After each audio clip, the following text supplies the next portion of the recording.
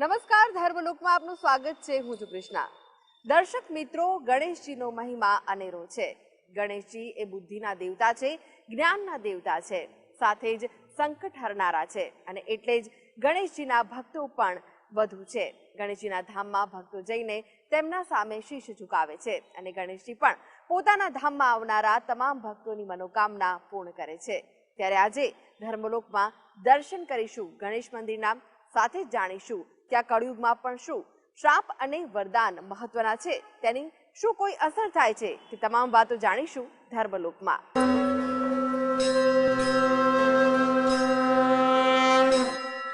બારડોલીના સુરાલી ગામે આવેલું છે લક્ષ્મી વિનાયક મંદિર। આ મંદિર સાથે ભક્તોની આસ્થા જોડાયેલી છે। આશરે 40 વર્ષ પહેલા આ મંદિરનું બાંધકામ અહીં કરાવવામાં આવ્યું હતું અને ત્યાર પછી ભક્તોનો જમાવડો અહીં જોવા મળે છે। આ મંદિરના નિર્માણ સાથે એક કથા પણ જોડાયેલી છે। કઈ કથા છે અને કેમ આ મંદિરનું મહત્વ વધી જાય છે, ચાલો જાણીએ।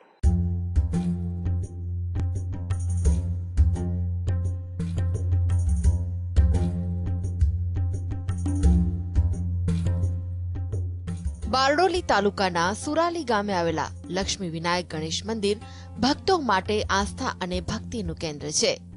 સુરાલી ગામે એક લક્ષ્મી નામની માંદા હાથીનું મોત થતા ત્યાં તેની સમાધિ બનાવી।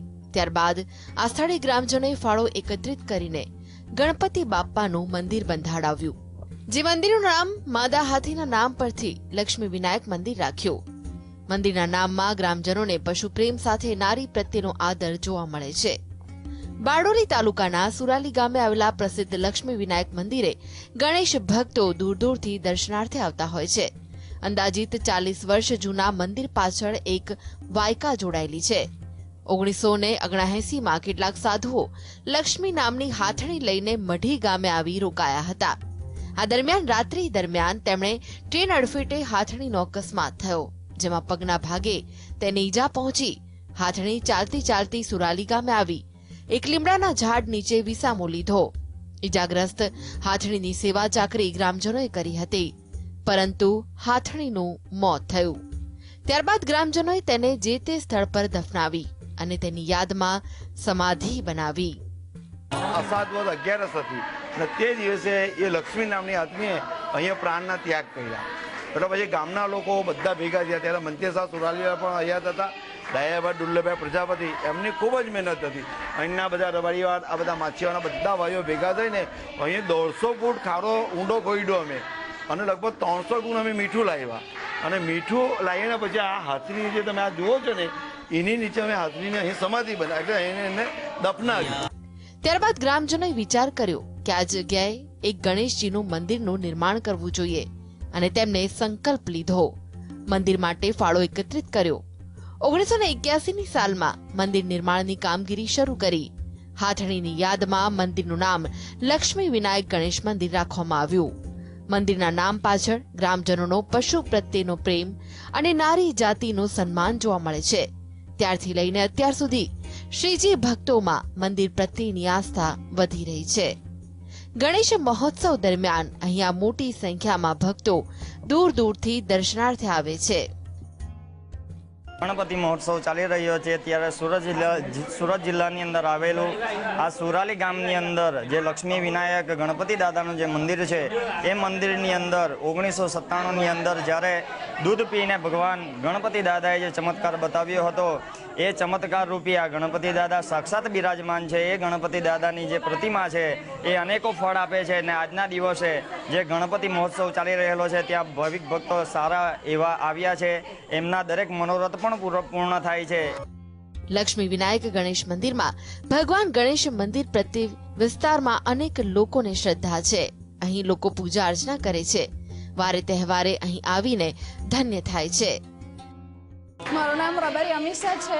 હું દર મંગળવારે આ લક્ષ્મી વિનાયક ગણેશજીની મંદિરે આવું છું ને આ બાપાનું શ્રદ્ધાપૂર્વક અમે પૂજા અર્ચના કરીએ છીએ અને અમારી શ્રદ્ધા ફળે છે। બાપા પ્રત્યે વિશ્વાસ છે અમારો ને અમારા ધારેલા કામ થાય છે। દરેક ગામડા અને શહેરોમાં ગણેશ મંદિરો અનેકો આવેલા હોય છે, પરંતુ સુરત જિલ્લાના બારડોલીનું સુરાલી ગામે આવેલું આ લક્ષ્મી વિનાયક ગણેશ મંદિર આ બધા જ મંદિરોમાં અપવાદરૂપ છે. અહીંયા મંગળવારે ભક્તોની ભીડ હોય છે. ગણેશજીની કૃપા હોય ગામમાં ક્યારેય કોઈ આફત પણ આવી નથી, જેથી ગ્રામજનોની શ્રદ્ધા ગણેશજી માટે અતૂટ બની છે. લક્ષ્મી વિનાયક મંદિર એ ગણેશ ભક્તોમાં ઉત્સાહ બેવડાઈ રહ્યો છે. અહીં આવતા ગણેશ ભક્તોની બાધા માનતા અવશ્ય ગણેશજી પૂર્ણ કરે છે. Dharmalok desk, GSTV.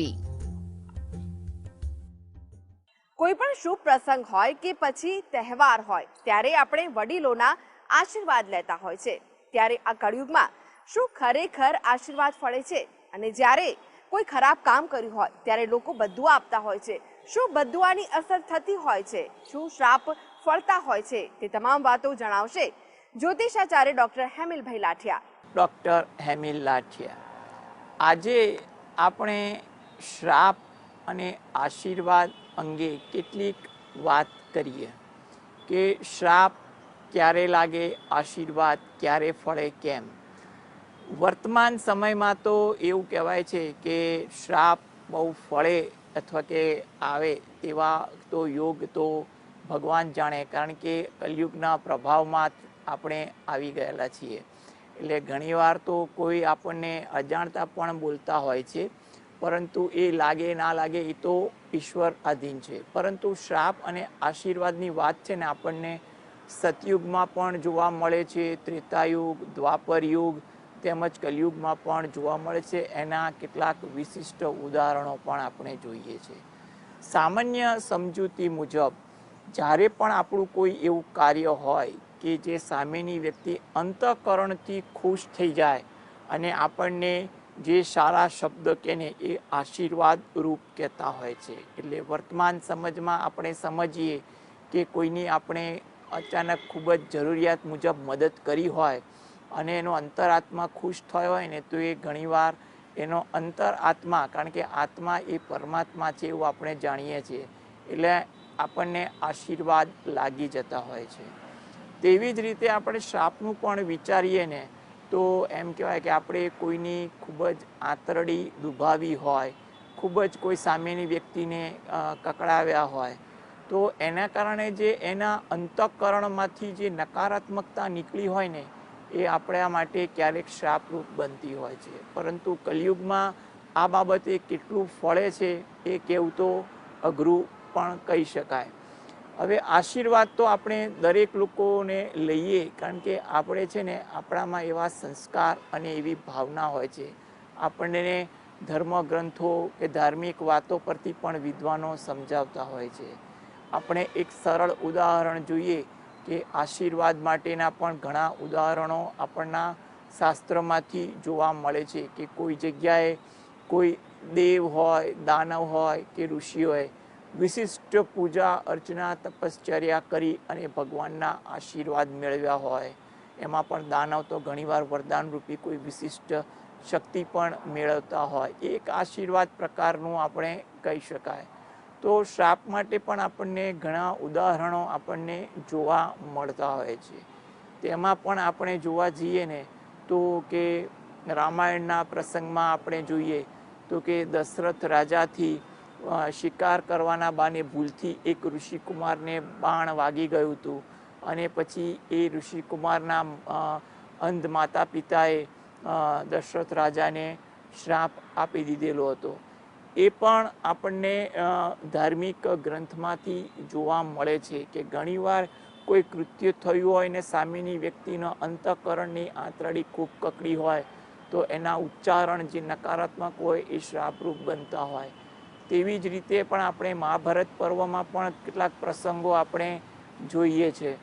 જેવા કે આપણે એમ કહીએ ને કે કર્ણ પોતે ધનુર્વિદ્યા શીખવા માગતા હતા અને જુઠ્ઠું બોલીને ગુરુ પાસે જાય છે, પરશુરામજી પાસે, અને એ શસ્ત્રવિદ્યા શીખે છે.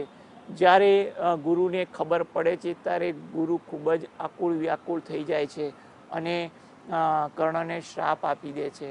એટલે ઘણીવાર કોઈ પણ કાર્ય અથવા કૃત્યથી સામેની વ્યક્તિને ખૂબ જ આકુળતા થઈ હોય અને જે નકારાત્મક ઉચ્ચારણ કરે ને તેને આપણે શ્રાપ આપણે ગણતા હોઈએ છીએ. ઘણા પ્રસંગ છે આપણે એવી જ રીતે આપણે ગાંધારીનો પ્રસંગ પણ મહાભારતમાંથી જોઈએ છે કે મહાભારતના યુદ્ધ પછી ગાંધારીથી પણ ભગવાન કૃષ્ણને શ્રાપ આપી દે છે કે એના અંદરના ઉદ્ગાર ખૂબ જ નકારાત્મકતા હતા.